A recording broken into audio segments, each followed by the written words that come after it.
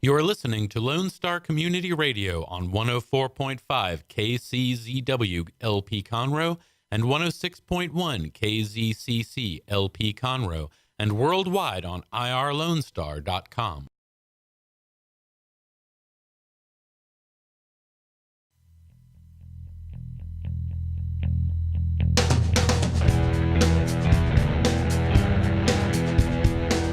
Good afternoon and welcome to the Legal Connection with Tony and Cheryl. Today is August 14th and we have a special guest, the same special guest that we had last week. His name is Sergeant Brice Herring. He's a sergeant with the Montgomery County Sheriff's Office. How are you doing today, Sergeant? I'm absolutely wonderful. Good. Well, Sergeant Brice has been here last week and this week we're going to continue to talk about issues that arise with interaction, when interaction occurs with law enforcement officers. And we talked quite a bit last week about traffic stops and just, what happens in a normal course of a situation that you would pull a citizen over. And today we want to talk about concealed carry license. And, I think probably a lot of people. Do we have any statistics on how many people have concealed carry license? Have you ever read anything about that, Tony? I haven't, but second right amendments are huge, and I would not imagine that the number is pretty high. Right. So, it's just an interesting situation. There are a lot of people that have concealed carry license. Obviously, they're law-abiding citizens. They've gone to that, step of getting a license to carry and conceal it. What are the situations, Sergeant, where can you go into a bar if you have a gun and it's concealed? I looked up the stats, and apparently in July 2016, it was reported 14.5 million people had concealed handgun license permits. In Texas or United States? United States. Oh, and wow. then as of May 2017, it's gone up to 15.7. Wow. Thank you very much. That's a big increase. Mm-hmm. Yes. All right, well, tell us about the guns and concealed carry. Give us the lowdown. Yeah. Well, so in Texas, it's called license to carry. It's called an LTC. It used to be CHL, concealed carry, but now it's gone into a license to carry because in Texas, we not only have concealed carry, but we have open carry, which is available under license. There is a thing called constitutional carry, in which several states have, and constitutional carry basically means no license is required for concealed carry or open carry. But Texas does require that you have a permit for concealed carry and open carry. Now, wouldn't it be better to be able to have the concealed carry? Which is the better one to have? Which is more broad? Well, in Texas, it's an LTC. Okay. So that's the laws that we deal with, and there are several other states. I think Arizona is one that they have it's a constitutional carry where no permit is required to carry a firearm. Okay, in Arizona? And we don't I have think, that in but Texas? I'm not positive. We don't have Okay. constitutional carry in Texas? No, Okay. we do under certain types of firearms, like long guns, like a rifle, for instance, or a shotgun. You can actually carry a rifle or a shotgun in public under certain types or certain ways, as long as you're not walking around pointing at people in manners to alarm.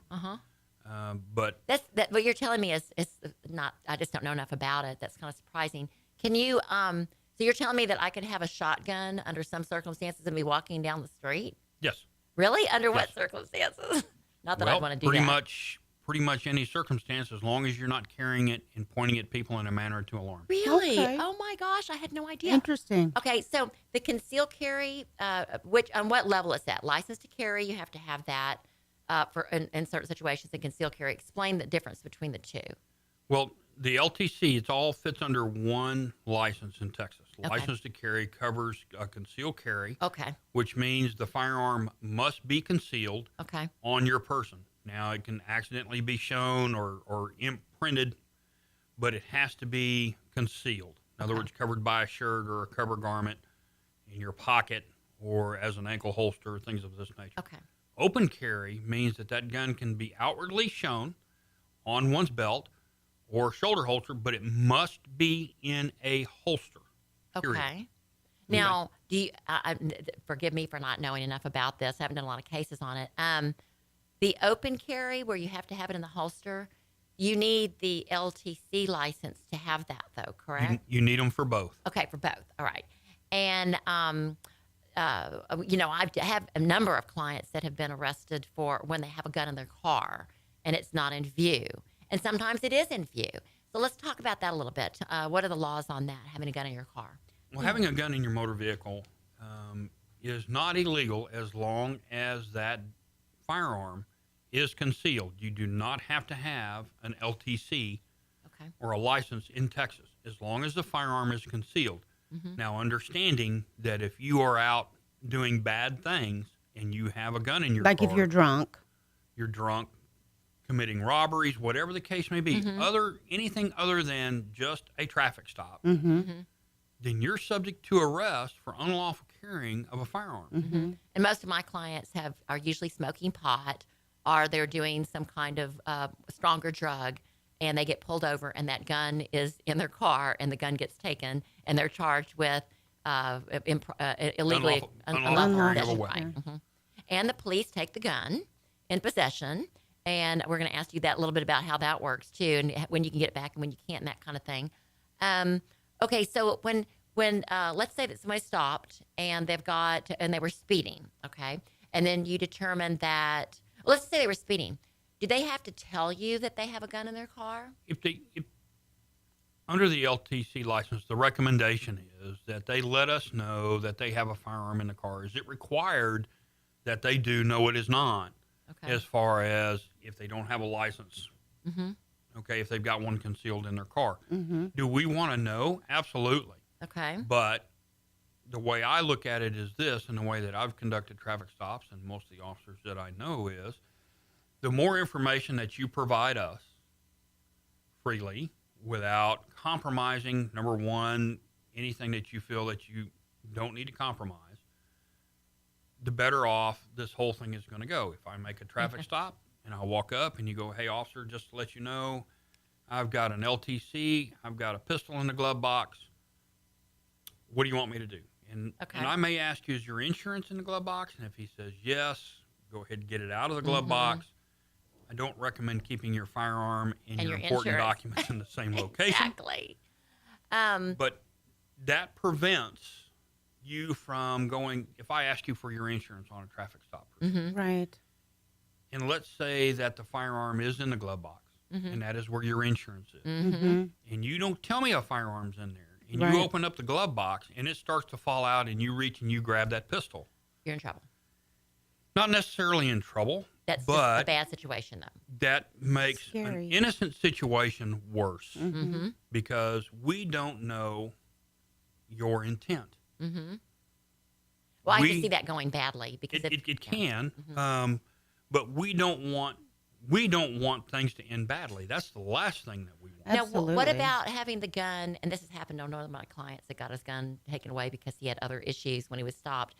His gun was in the side of his door, like in the area that's right that you can reach. It's sort of in view, but it's really sort of not. What is your take on that? Now, that's part of that's going to be up to whatever attorney's arguing it. But my thought is if it can't be seen from just general conversation and an officer standing there, then it is not within view. Okay. That was my defense argument. If you open the door and you've got a .44 Magnum hog leg tied to the side of your door, then that may be a little bit different, but still there needs to be at least a caveat kind of warning to the officer that before, if the officer asked you to step out and then it would become visible, then I would think that you'd need to say that. But that's a legal argument whether it was whether it could be seen or it couldn't. Now, the next question that kind of leads to that, and then I want to go kind of segue back into what you were talking about, is when somebody has a gun and they don't have a license to carry, but they have another car, that's still okay, right? Yeah, as long as it's concealed. Right, as long as it's concealed. Now, when somebody has a gun in the car and they don't have a license to carry, is there registration in Texas? How can you determine if it's their gun or not? That seems there is not a registration in Texas. Okay. When you purchase a firearm from a licensed dealer, you fill out a federal form called a 4473. Okay. That form stays with whoever sold you the firearm. Okay. And it is also the determination that you went through the check. federal background check to buy the firearm, or you had an LTC, which forgoes the federal background check. Okay. Oh, is that right? So if you have Okay. the LTC, you don't have to have the background check Correct. because you've already had the background check to get the LTC. Right. That is correct. Okay, I understand. Now, and the reason I'm asking is because I have a number of individuals that have, asked for my information. I haven't really looked it up yet, that had guns that were pawned or there's guns hanging out there and we don't know who the real owners were. And they may have Right. been stolen or used for other purposes. And I'm trying to figure out for my own, my own client base, whether or not they should, what do you need to do when you're buying a gun to make sure that it's not stolen? If you're just buying it from a pawn shop, and how, as an attorney, would an attorney know if once the police have gotten it, where that gun came from? Well, if it's being purchased from a pawn shop, they're also most likely or have to be a federal firearms license Okay. dealer. Okay. So they're going to fill out the 4473, or you're going to fill that out for your background check. Even in the Okay. pawn shop. Okay. Okay. Pawn The shops, pawn shop will know. but Okay, pawn should. shops they have a system which they're supposed to coordinate with law enforcement and report serial numbers. So if it is stolen, goes to a pawn shop, then it Okay. can be recovered. The problem is, and what we would like to see is that every firearms owner takes some kind of documentation of their firearm that includes the make, model, and serial number. So if it does come up stolen, Right. we can get this firearm into the system to help get it recovered. Right. So many guns that are reported stolen are just the make and model, and they don't have any idea where And the serial number. That was what the serial problem I number is. ran into with the pawn shop case that I'm working on. Is I don't believe that they documented it at the pawn shop. I don't know what the rules are on that, but we still don't know whether the gun was stolen or not, and that terrifies me because I have a girl that she got a gun from a pawn shop and she doesn't know if she'll get tagged with something that she didn't Well, do. if a pawn shop takes in a firearm Mm-hmm. and the serial number has not been reported stolen and the gun is stolen, they're not going to know. Right. And nor is law enforcement going to be able to Right. enter it into Right. NCIC And that's what we're at. Mm-hmm. as stolen. Now, the only way that they can do this is by getting with alcohol, tobacco, and firearms and putting a trace on the firearm. Okay. Now, that trace entails ATF going back to the manufacturer, Okay. Oh, a lot of work. getting a list of what serial numbered firearms they had and what distributor they sold them to. Okay. The distributor then will say, I sold it to ABC Guns in this city. ATF will then contact ABC Guns So they're doing a trace all the way through. and say, who did you sell it to? And ABC Guns will say, I sold it to DE&F Gun Shop in Montgomery, Texas. Oh my goodness. And then Montgomery, Texas will come back and say, on such and such a date, I sold this to John Doe. And then they'll contact John Doe if they can find him. And he says, well, 6 years ago, I was walking through a gun show and I sold it to a guy for cash. Okay. And that's why we were having problems. And I guess I had tried to do a trace through the ATF, but because I'm not, I guess, law enforcement, Correct. just as an attorney, even though we like to think we're officers of the court and law, I had no rights to get in there. And so who has the authority? It would be law enforcement. Law enforcement does. And then I guess the ATF would be able to trace it? Right. And they do that primarily when a gun is used in a crime or found in a crime scene. Like any of the shootings that happen across the country in some of these serious shootings, that they'll do a trace on the gun and see who Okay. it was sold And you to. see that on TV all the time when they do the investigative report. I just didn't know how it worked in real life, and now we know. Well, they get it. Law enforcement goes through to get it, and then it becomes part of the investigative packet, and then that is done through open record request or however they obtain that information. Okay. All right. Well, interesting. We are going to take a quick break. We're here with Sergeant Brice Herring, and we're talking about concealed carry today. And after the break, we'll talk more about concealed carry, when you can and cannot carry a gun. We'll be right back.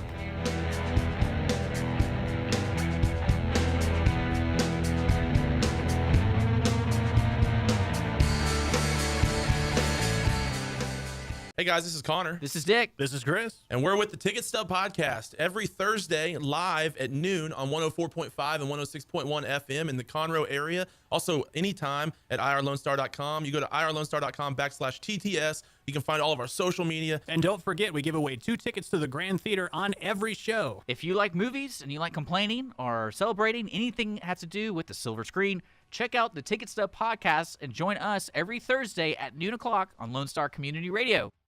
Don't forget to download the Lone Star Community Radio app for your Google Play or Apple Store. Bring Montgomery County's community radio with you anywhere with your smartphone or tablet. If you are in the Conroe area, tune in on FM. That is Conroe's FM 104.5, 106.1. Welcome back to the Legal Connection with Tony and Cheryl. Today we are here with Sergeant Brice Herring from the Montgomery County Sheriff's Office. And we are talking about concealed carry license and what you can and cannot do. So we wanted to talk a little bit more about traffic stops and having a concealed weapon in the car and say they've got a license.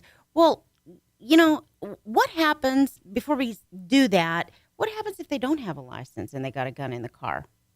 Well, if they're following the state law by keeping it concealed and they don't do anything foolish with it, nothing. They're fine. They're fine. Yeah. And this is what we tell people. If you let us know what's going on, we'll tell you what we want you to do. We don't want you to reach over and grab a hold of it. Hey, I got a gun in the car and reach over and grab it up, pull it up and show me. I don't want to see it. Mm-hmm. You know, I may end up, after it's all over with, talking to you about guns or shooting or whatever the case may be, but that doesn't mean I want you grabbing a hold of that pistol. Right.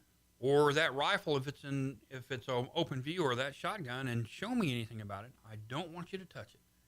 I don't want something innocent to turn bad. Right. Nobody does. Right. Okay, so what about as a permit holder, where can they carry a gun and where they can't? Are there places that permit holders cannot have guns? There are. All those are lined out in the concealed carry regs. When you take your license to carry, they'll tell you where you can and cannot take them. Plus, if it's a business that does not want a firearm in their business, they have certain regulations on how it should be posted, and that's what they call a 30-06 or 30.06 regulation. Or for open carry, 30.07, which is 30.07, and it will tell you who is allowed and who is not allowed to carry a weapon. Which begs the question, Okay. what if somebody goes into the restaurant or a church or whatever it may be? I don't know what all the regulations are, but what if they go in with their gun and it's discovered and that owner calls the police or law enforcement asking that they be removed or give it up and they won't? What happens next? Well, there is part of the statute for going in a place and not seeing, because sometimes the people that put up those notices aren't exactly get them up in the right spot. Right. So it's called criminal trespass by a license holder. Okay. But that's only happens if, when asked, they refuse to leave. Just like regular trespass. That they're Correct. Okay. And they refuse to leave, then the owner or whoever is asking you to leave, can they just go put their gun back in their their car? if they want to, they can go put it back in their in their vehicle, and they can come back into whatever facility that it's supposed to be. Now, there are some that are posted that you're not supposed to take them to, and you should know better to go into some of them anyway, like schools. Inside of Schools, schools, right. Okay, but other than that, it'll have a posting, and if you don't see it, because sometimes some of these facilities have other doors people can come and go from. Right. And they realize out at the front or on another side there's a posting, and they can argue its validity all day long, but if the owner of the property comes up and says, I'm sorry, you got to go, No. you got to go. What if the owner of the property doesn't have the Right. posting, but they just don't want the gun in their premises? Would that be the same thing if they said, it's not posted, but I'm asking you to leave or to take your gun out? Just like anything else, if an owner of a restaurant or property or any other facility doesn't want you there, or the person who's in care, custody, and control of it tells you to leave, You better you need to leave. Right. I mean, It's not your building. Okay, I Not haven't your- done that before. I'm just asking for my clients who seem to but always it's- have attitudes. It's Not all not of their them. business. If it's a private business, Mm-hmm. and they walk up and say, "I'm sorry, Mr. Jones, you got to leave," Just like we've been watching in the news lately in Washington and the politics and all that. you've got to leave. Okay, I mean, good to know. That's just the way it is. Right. right. Just good manners, really. Absolutely. You know, there are a number of situations in which good manners will get you a heck of a lot farther when dealing with us than bad manners or trying to push the envelope to the point of giving. Trying to argue some legal position that's just really absurd, Absolutely. unnecessary. Common sense will rule out in manners. Okay, well, I have a question. What if you carry a concealed weapon and you don't have a permit? You're out walking and something happens and you're stopped by law enforcement and they have a gun and they have no permit.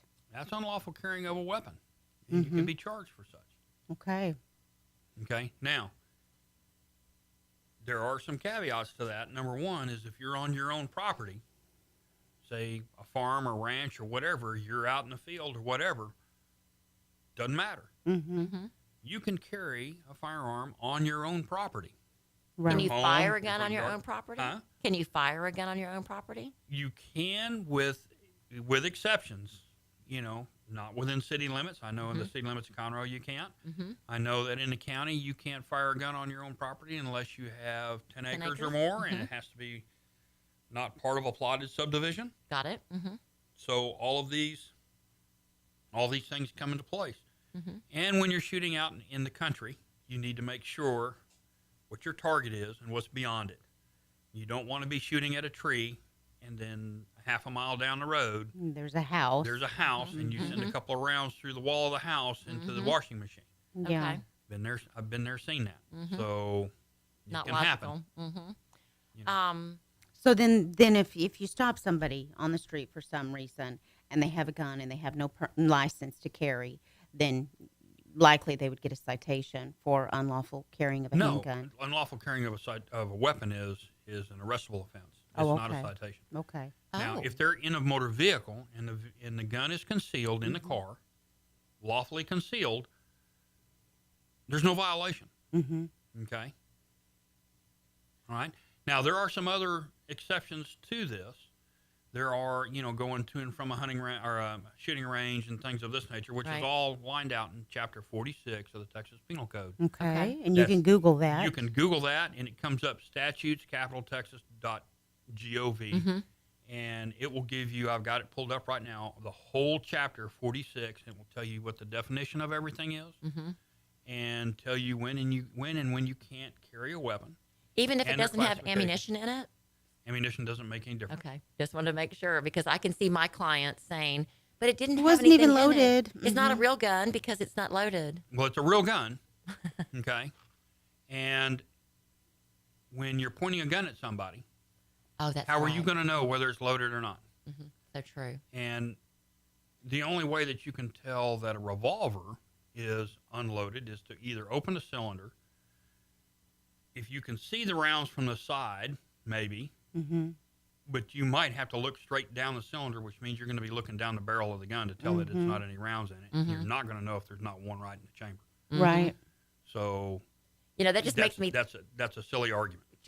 I know it has probably, I'm kind of going off on a tangent a little bit, but the kid that had the gun that looked real, that was up in the north somewhere that got killed by police because his gun looked real, but it wasn't a real gun. I mean, that seems to me that's unwise to even have something that pretend like that you'd be carrying because you could be using it to commit crimes. And just like you were saying, I have two firearms, not firearms, but airsoft firearms. One was taken off a bad guy many years ago that looks like a full-size 1911. It looks real. Handles like it. Slide works. Magazine comes out. really, The red tip's been removed, so it looks real.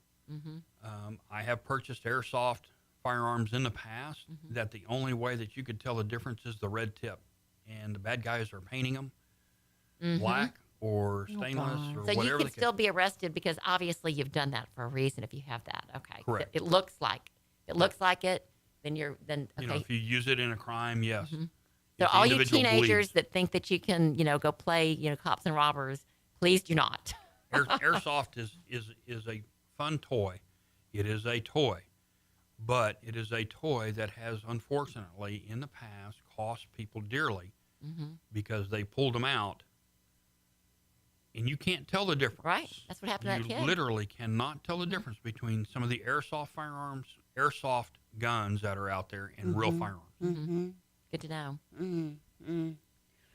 Well, you know what? We want you to walk us through. I don't know when we're going to take our next break here, but we want you to walk us through from the time that you're called. We think our listeners will think Dispatched. this is Yeah. interesting. When you're dispatched, what happens? From the time you're dispatched to turning the case over, whatever it is, to the district attorney. Okay. And so, for example, Shoplifting. shoplifting. Okay, we get that's probably one of the more common arrest titles that is out there, shoplifting. So when we get a call of a shoplifter, that usually is detained by whatever company's loss prevention. Once we arrive, then there's several things that take place. We're dispatched by the call comes into our call center in Conroe, and then it's dispatched to us, to the officer out there on the street. The officer gets that call, and depending on where he is, they have the arrival time.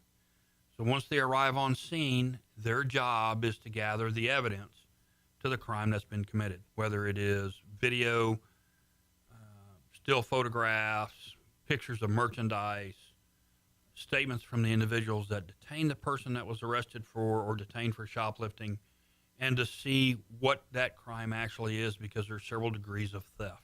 If you've been arrested for theft before and convicted, then that goes up to a higher degree, so on and so forth. So all that's determined before you leave.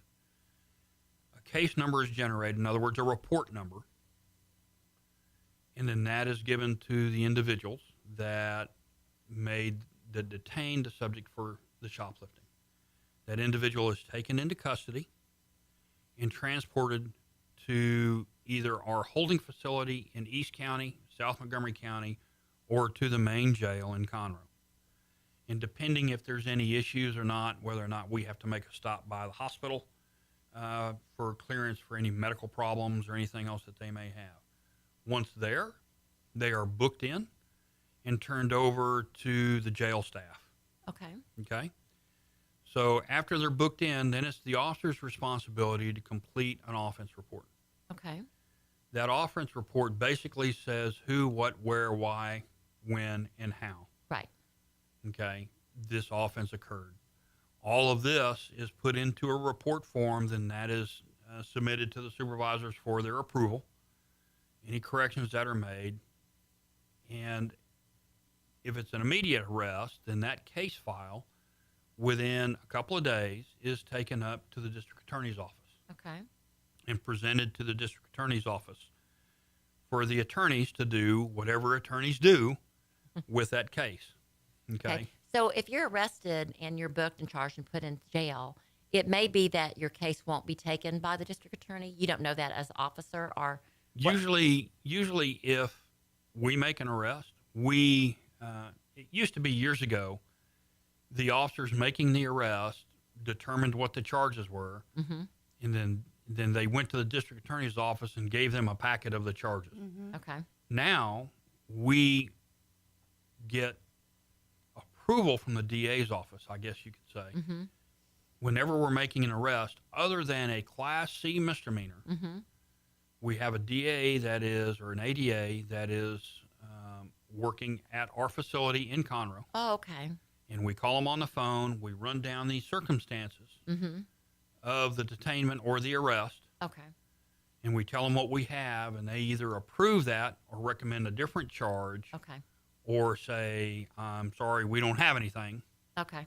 You need to cut them loose. That makes perfect sense because it usually happens really fast from the time of the arrest that they know what they're being charged with, and seldom have I seen that changed. It's usually pretty much on point, which would make the police officers almost aligned or akin to the attorneys, so because they know exactly what to charge. Yeah, well, for the most part, most of the deputies and police officers out there know, what to charge people Right. with.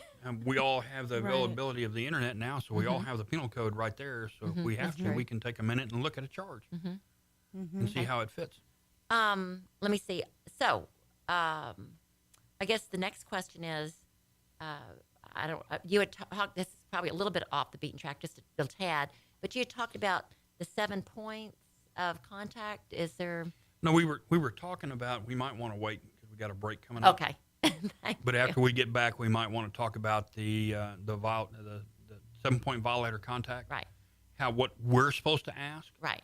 And how traffic stops are supposed to be conducted on the police side towards the violator and not the violator. And towards the law that would go enforcement. also with, and not just traffic stops, but if you come to someone's house, right? But it's different little when you go to different. somebody's house, but we have a 7-point violator contact that we have with the Okay. sheriff's office, and it's pretty much standard across the Okay. country for the most part. But just briefly before we go to break, so we have the case report. The individual is detained. They're booked. They're turned into the jail staff, and that's when they go before the judge. Yeah, they'll go before the judge while they're in the jail. They'll go through PC court, and they'll go before the judge then. Which is probable cause court. right. And sometimes it's on the video. In fact, many times it's on the video, so they're not leaving the jail. And I guess one other thing, maybe you may or may not know this, the answer. Does everyone get issued the little jumpsuit or As far not? as is understanding that in my entire career in law enforcement, I have never worked one solid day in the jail Okay. as either a corrections deputy or a jailer. But yes, they get the little cute suits. I think everybody gets dressed out if they're The going to girls be are there. pink for and it. white, and the guys are something. And then when they go before the judge, that's when their bond is set. And Yeah, the judge And- takes care of all that. Okay. And sometimes the DA's office gives a recommendation.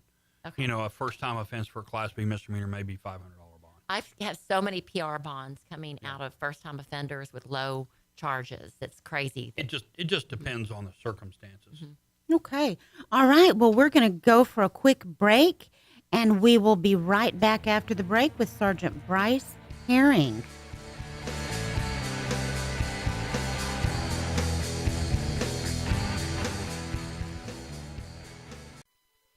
Lone Star Community Radio presents the Lone Star Radio Troupe. This talented cast will perform radio plays right here in the Lone Star Studios located in downtown Conroe. There will be a new performance every first Sunday of the month.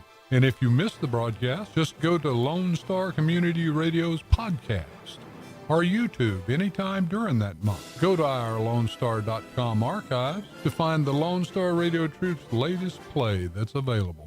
This is Lone Star Community Radio, Conroe's 104.5 FM and 106.1 FM community station. Find us on the web at irlonestar.com. Lone Star Community Radio is a supporter to the performing arts in Montgomery County, Texas. A Lone Star Community Radio is Montgomery County's radio station with talk, music, weather, and traffic for Montgomery County. Have a question or comment about one of our shows? Want to know how to reach a host? Just contact the station at irlonestar.com or call in and leave a message at 936-647-3776. Get involved with your community with Lone Star Community Radio.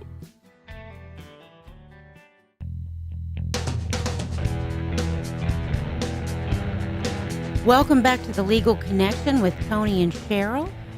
We are here today talking with Sergeant Brice Herring from the Montgomery County Sheriff's Office, and he's been giving us some valuable insight on interactions with law enforcement, concealed carry, when you can and can't carry a gun, how to interact with law enforcement when you do have a gun, what happens if you don't have a license to carry.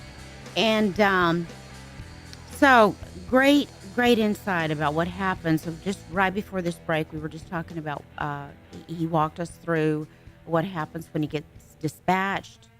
For example, shoplifting is what he gave. And from the time that the case is turned over to the assistant district attorney or the district attorney's office. I wanted to just ask you one thing about shoplifting, since that seems to be kind of a junior high, middle school. There's a lot of that going on with these little, kids that are teenagers that think they can get away with it. Is that usually a notice situation, or are they turned over their parents, or what do you typically do in that situation? When you're talking about a juvenile, it depends on the amount of theft. If the theft is under $100, it can be taken care of with a citation. Okay. But if a juvenile is arrested, even for a Class C, they're going to be released to their parents. Okay. Now, if it's greater than a Class C, Class B misdemeanor over $100, there is also the possibility that they could be placed into juvenile detention. Okay. So there are circumstances in which we release them to their parents and file the case with the district attorney's office with the juvenile division and let them go through the court system. Or we take them to the juvenile detention facility and drop them off for them to have somebody else to play with for a day or two. Right. And I think that's pretty good just for a lesson learned so they won't do it again. A lot of times if it's just, what a learning experience that they didn't get taught in church or school or by their parents or whatever it may be. Or they just decided to act out. Maybe their parents taught them don't steal, but they decided their best friend Sort of wanted that to Winona steal. Ryder kind of thing. Right. She had like felony amounts. Yeah. Well, a little different. We arrest way more adults for Oh, theft do you and really? shoplifting than we do juveniles. Do you way really? more adults in juveniles, yes.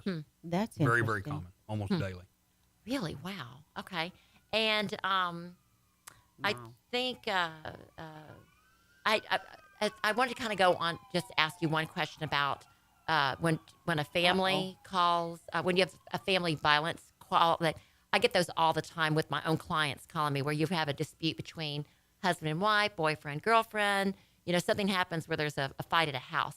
So when you're approaching a house and you've got a dispatch for a family violence issue, a wife has caused her an argument, how does that go and how do you approach it and what is your feeling about that?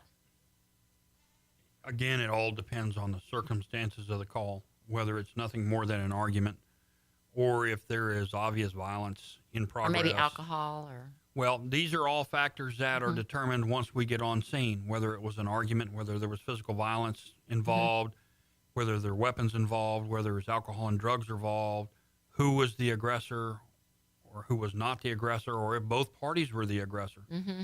So all these factors take place during the investigation. And sometimes people are people. Sometimes they don't tell the truth, and it's up to the deputy and deputies that are on scene to try to make heads or tails out of exactly what's going on. Because I get a lot of clients that I know that in a fight, they'll pick up the phone and call 911 as sort of a weapon. Right. When they're really just trying to say, leave this house, I'm mad because you're a cheater. And I get a lot of those, defense-wise and otherwise. And I didn't know how many I got understand of that those. once a 911 call is initiated, the other party cannot interfere with that 911 call. Right. And that becomes an offense. Right. And I've had those charges also where they've tried to take the phone and then they're arrested. That becomes an offense no matter what the nature or the reason why they're calling 911, especially in a family violence, removing that phone from the other person's hand while that 911 call is in progress. And sometimes that call may have not gotten all the way through. It just rings once on the other side and they hang up. But as long as that call was initiated, Someone's coming out. somebody's coming out. And if that call was initiated, even for one ring, and we can show that a 911 call was made and the other person stopped it, that is a chargeable offense. Okay. So that means I know that y'all love birds out there. They get in a fight. Somebody may call 911 if things are better now, but do not try to take the phone away from the person because If I can they see that happening. decide to call 911, just let them do it. Look, Okay. if we go to arguments all the time, I can only imagine how many an you go argument is an argument is an argument. Right. Unless it involves physical violence. to. Okay. Okay. We may separate the parties. We may tell them to go get counseling. We may tell them to grow up a little bit. Who knows? But an argument is just that. It is an argument. Okay. Don't let things escalate to something that brings forth a lot more charges because, today the topic is on firearms.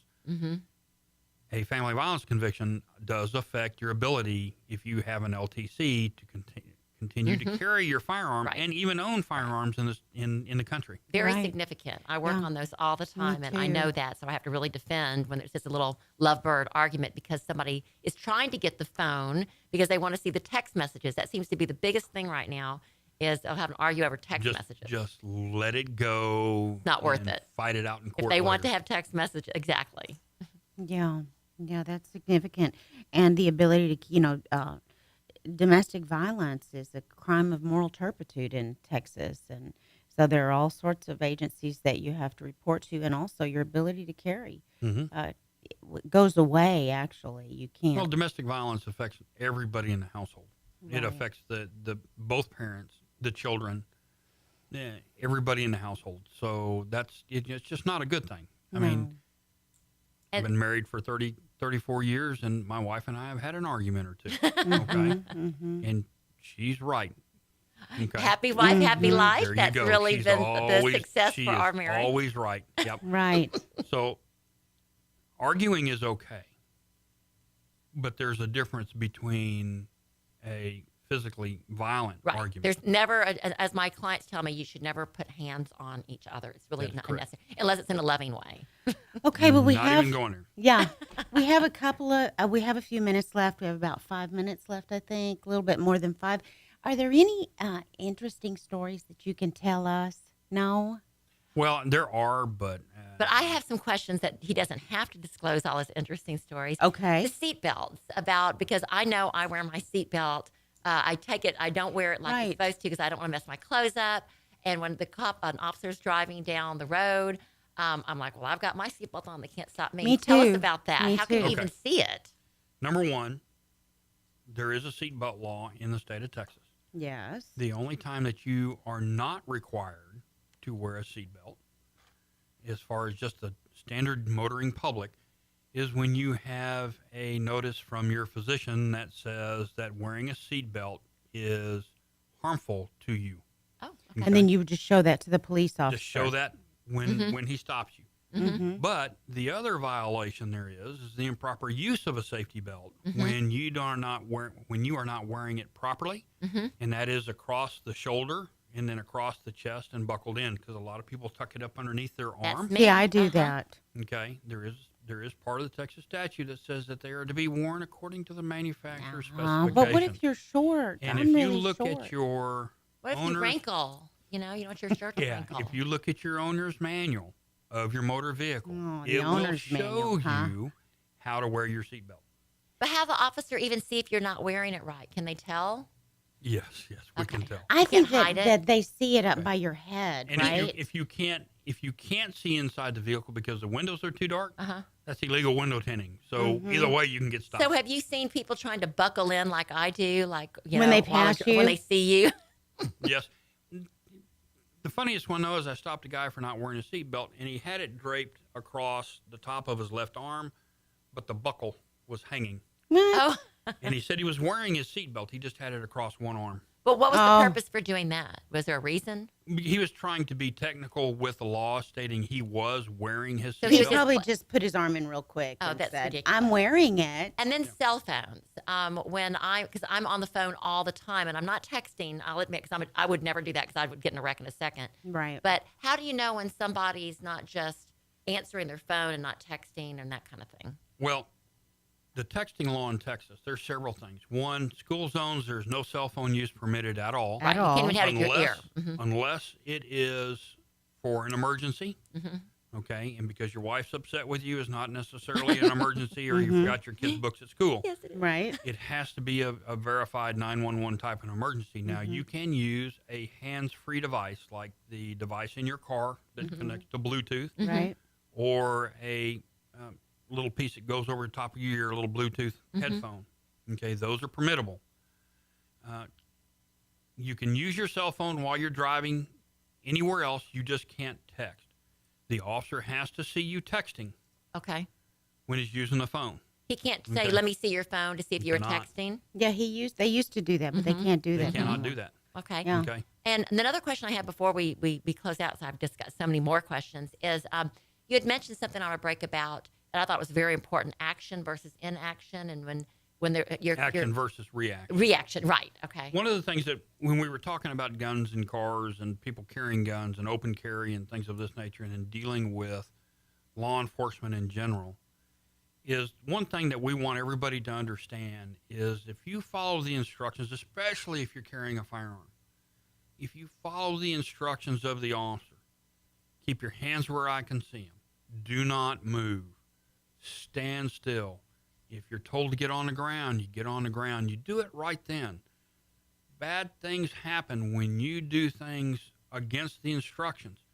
Because trust me, we don't want to hurt you, but we want to go home at the end of the day. Mm-hmm. Yeah. We don't want to stand there because you have a gun and you're trying to use it against us because of our own inaction. We get hurt. Mm-hmm. Right.